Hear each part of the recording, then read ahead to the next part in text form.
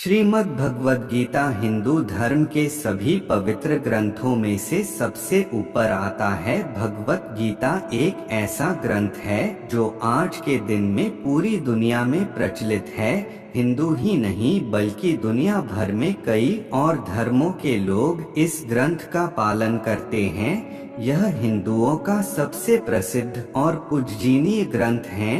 भगवद गीता के रचयिता वेदव्यास जी हैं, जिन्होंने इसमें 18 पर्व, अध्याय और 700 श्लोक इस किताब में लिखे हैं।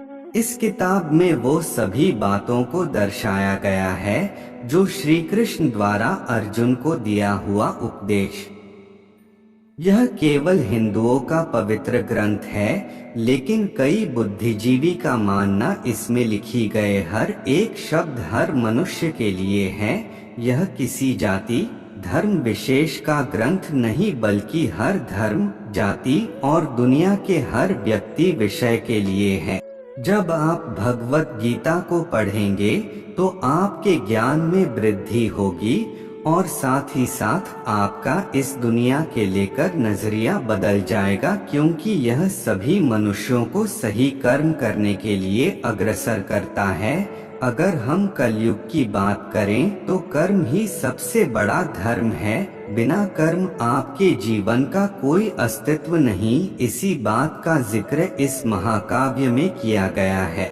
जैसा कि हम सब अवगत है, आज के समय हर कोई मनुष्य चिंताओं, समस्याओं और तनावों से घिरा रहता है। कभी कभी वह इतना उलझ जाता है कि कैसे इस समस्या से बाहर निकला जाए, यह सोच सोच कर और ज्यादा दुखी हो जाता है, जिससे कई बार वह समझ नहीं पाता कि यह मुसीबत आए तो हम क्या करें, और कई बार नौजवान डिप्रेशन में चले जाते हैं। ऐसी परिस्थिति में कुछ लोग तो अपनी जान भी लेते हैं। इसके लिए आप नियमित रूप से व्यायाम करें, मेडिटेशन करें, अच्छे लोगों की संगत में रहें और साथ ही धार्मिक किताबों का सहारा लें। भगवद गीता को पढ़ने और उसमें लिखी बातों का अनुसरण करने से जो लोग बुरी राह पर चले जाते हैं, उन भटके मनुष्यों को सही राह पर चलने के लिए अग्रसर करता है।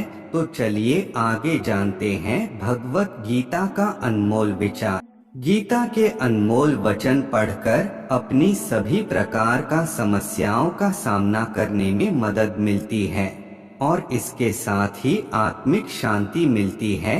इससे मन को शक्ति मिलती है और आप अपने जीवन को खुशहाल बना सकते हैं।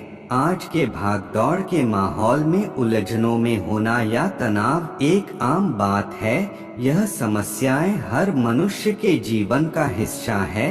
आवश्यक है कि हम हर परिस्थिति में अपने और परिवार को खुश रखें। तनाव से अपने आप को दूर रखना सबसे जरूरी है। अपने मन को शांत रखें। अच्छे कर्म करने के बावजूद भी लोग केवल आपकी बुराइयां ही याद रखेंगे। इसलिए लोग क्या कहते हैं, इस पर ध्यान मत दो। अपने कार्य करते रहो, अपने अनिवार्य कार्य करो, क्योंकि वास्तव में कार्य करना निष्क्रियता से बेहतर है।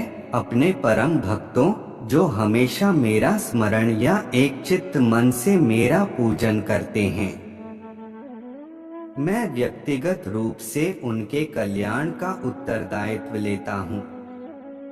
अप्राकृतिक कर्म बहुत तनाव पैदा करता है। आज जो कुछ आपका है पहले किसी और का था और भविष्य में किसी और का हो जाएगा। परिवर्तन ही संसार का नियम है। आत्मज्ञान की तलवार से काटकर अपने हृदय से अज्ञान के संदेह को अलग कर दो। अनुशासित रहो, उठो। आपके सार्वलौकिक रूप का मुझे न प्रारंभ न मध्य न अंत दिखाई दे रहा है। इंसान अपने विश्वास से निर्मित होता है। जिस प्रकार वह विश्वास करता है उसी प्रकार वह बन जाता है।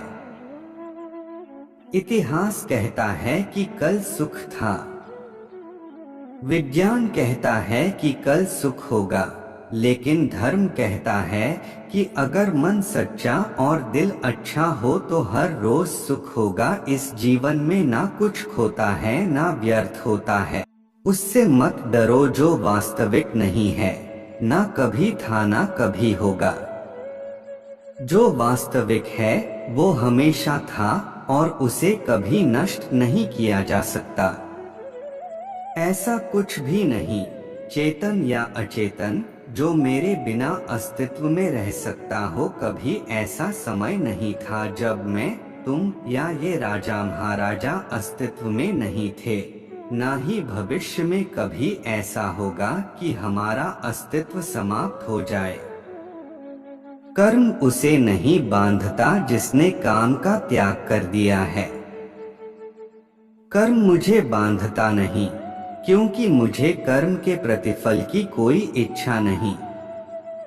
कर्म योग वास्तव में एक परम रहस्य है। किसी और का काम पूर्णता से करने से कहीं अच्छा है कि अपना काम करें, भले ही उसे अपूर्णता से करना पड़े। केवल मन ही किसी का मित्र और शत्रु होता है। क्रोध से भ्रम पैदा होता है, भ्रम से बुद्धि व्यग्र होती है। जब बुद्धि व्यग्र होती है तब तर्क नष्ट हो जाता है। जब तर्क नष्ट होता है तब व्यक्ति का पतन हो जाता है। जन्म लेने वाले के लिए मृत्यु उतनी ही निश्चित है जितना कि मृत होने वाले के लिए जन्म लेना। इसलिए जो अपरिहार्य है उस पर शोक मत करो। जब वे अपने कार्य में आनंद खोज लेते हैं तब वे पूर्णता प्राप्त करते हैं। जब इंसान बेकार की इच्छाओं के त्याग कर देता है और मैं और मेरा की लालसा से मुक्त हो जाता है, तब ही उसे शांति मिल सकती है। जब वे अपने कार्य में आनंद खोज लेते हैं तब वे पूर्णता प्राप्त करते हैं। जीवन ना तो भविष्य में है और ना ही अतीत में है। जीवन तो केवल इस पल में है, अर्थात इस पल का अनुभव ही जीवन है। जो इस लोक में अपने काम की सफलता की कामना रखते हैं वे देवताओं का पूजन करें। जो कोई भी जिस किसी भी देवता की पूजा विश्वास के साथ करने की इच्छा रखता है, मैं उसका विश्वास उसी देवता में दृढ़ कर देता हूँ। जो व्यक्ति आध्यात्मिक जागरूकता के शिखर तक पहुँच चुके हैं उनका मार्ग है निस्वार्थ कर्म। जो भगवान के साथ संयोजित हो चुके हैं उनका मार्ग है स्थिरता और शांति। जो कार्य में निष्क्रियता और निष्क्रियता में कार्य देखता है वह एक बुद्धिमान व्यक्ति है। जो कोई भी जिस किसी भी देवता की पूजा विश्वास के साथ करने की इच्छा रखता है, मैं उसका विश्वास उसी देवता में दृढ़ कर देता हूँ। जो मन को नियंत्रित नहीं करते उनके लिए वह शत्रु के समान कार्य करता है। जो हुआ वह अच्छे के लिए हुआ है, जो हो रहा है वह भी अच्छे के लिए ही हो रहा है और जो होगा वह भी अच्छे के लिए ही होगा। जो होने वाला है वो होकर ही रहता है और जो नहीं होने वाला वह कभी नहीं होता। ऐसा निश्चय जिनकी बुद्धि में होता है उन्हें चिंता कभी नहीं सताती। ज्ञानी व्यक्ति को कर्म के प्रतिफल की अपेक्षा कर रहे अज्ञानी व्यक्ति के दिमाग को अस्थिर नहीं करना चाहिए। ज्ञानी व्यक्ति ज्ञान और कर्म को एक रूप में देखता है, वही सही मायने में देखता है। तुम उसके लिए शोक करते हो जो शोक करने के योग्य नहीं है और फिर भी ज्ञान की बात करते हो। बुद्धिमान व्यक्ति ना जीवित और ना ही मृत व्यक्ति के लिए शोक करते हैं। दैवीय संप्रदा से युक्त पुरुष में भय का सर्वथा अभाव और सबके प्रति प्रेम का भाव होता है। नरक के 3 द्वार हैं, वासना, क्रोध और लालच निर्माण केवल पहले से मौजूद चीजों का प्रक्षेपण है। पूर्णता के साथ किसी और के जीवन की नकल कर जीने की तुलना में अपने आप को पहचानकर अपूर्ण रूप से जीना बेहतर है। प्रबुद्ध व्यक्ति के लिए गंदगी का ढेर, पत्थर और सोना सभी समान हैं। प्रबुद्ध व्यक्ति सिवाय ईश्वर के किसी और पर निर्भर नहीं करता। फल की अभिलाषा छोड़कर कर्म करने वाला पुरुष ही अपने जीवन को सफल बनाता है। बुद्धिमान व्यक्ति कामुक सुख में आनंद नहीं लेता। बुद्धिमान व्यक्ति को समाज कल्याण के लिए बिना आसक्ति के काम करना चाहिए। बुरे कर्म करने वाले सबसे नीच व्यक्ति जो राक्षसी प्रवृत्तियों से जुड़े हुए हैं और जिनकी बुद्धि माया ने हर ली है, वो मेरी पूजा या मुझे पाने का प्रयास नहीं करते। भगवान प्रत्येक वस्तु में है और सबके ऊपर भी। मन अशांत है और उसे नियंत्रित करना कठिन है, लेकिन अभ्यास से इसे वश में किया जा सकता है। मन की गतिविधियों, होश, श्वास और भावनाओं के माध्यम से भगवान की शक्ति सदा तुम्हारे साथ है और लगातार तुम्हें बस एक साधन की तरह प्रयोग करके सभी कार्य कर रही है। मनुष्य अपने विश्वास से निर्मित होता है। जैसा वह विश्वास करता है वैसा वह बन जाता है। मेरा तेरा, छोटा बड़ा, अपना पराया मन से मिटा दो, फिर सब तुम्हारा है, तुम सबके हो। मेरी कृपा से कोई सभी कर्तव्यों का निर्वाह करते हुए भी बस मेरी शरण में आकर अनंत अविनाशी निवास को प्राप्त करता है। मेरे लिए ना कोई घृणित है ना प्रिय, किंतु जो व्यक्ति भक्ति के साथ मेरी पूजा करते हैं वह मेरे साथ हैं और मैं भी उनके साथ। मैं ऊष्मा देता हूँ, मैं वर्षा करता हूँ और रोकता भी हूँ। मैं अमरत्व भी हूँ और मृत्यु भी। मैं सभी प्राणियों के हृदय में विद्यमान हूँ। मैं उन्हें ज्ञान देता हूँ जो सदा मुझसे जुड़े रहते हैं और जो मुझसे प्रेम करते हैं। मैं धरती की मधुर सुगंध हूँ। मैं अग्नि की ऊष्मा हूँ। सभी जीवित प्राणियों का जीवन और सन्यासियों का आत्म संयम हूँ। मैं सभी प्राणियों को समान रूप से देखता हूँ। ना कोई मुझे कम प्रिय है ना अधिक, लेकिन जो मेरी प्रेम पूर्वक आराधना करते हैं वो मेरे भीतर रहते हैं और मैं उनके जीवन में आता हूँ। यद्यपि मैं इस तंत्र का रचयिता हूँ, लेकिन सभी को यह ज्ञात होना चाहिए कि मैं कुछ नहीं करता और मैं अनंत हूँ। लोग आपके अपमान के बारे में हमेशा बात करेंगे। सम्मानित व्यक्ति के लिए अपमान मृत्यु से भी बदतर है। वह जो इस ज्ञान में विश्वास नहीं रखते, मुझे प्राप्त किए बिना जन्म और मृत्यु के चक्र का अनुगमन करते हैं।